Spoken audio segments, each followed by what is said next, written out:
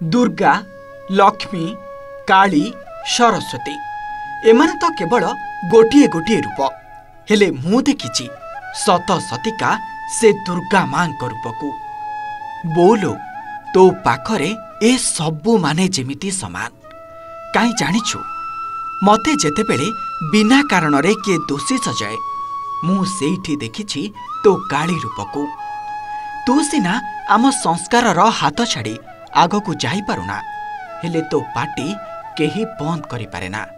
आउ जेतेबेले मते भारी भोक लागे तो हांडी सालरू मो पाई किछि सरेना सेतेबेले तू साजू माँ लक्ष्मी आउ अन्नपूर्णा निजे न खाई आमको सबु परसी देऊ आउ तू दरपेटा खाई सेमिति रही जाऊ। बोलो आउ तो दुर्गा रूप कथा टिके कहबी तू जम्मा रागिबुनी।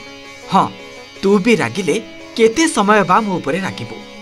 हाँ लो बो जेतेबेले किछि मो उपरे विपद आसे तू पालटू दुर्गा माँ।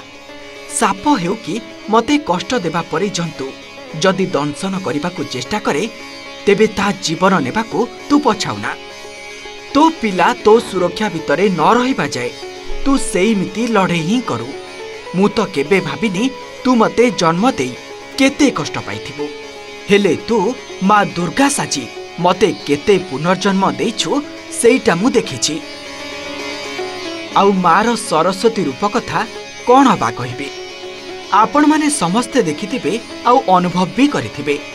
जो माँ हाथ धरी पाठ पढ़ाती सिलट धरी ब्रह्मा विष्णु महेश्वर कही तीनोटी सुन लेखांती सारा विश्व कथा जानिबाको आगे नियंती सी आउ सरस्वती नुहे तो आउ किए।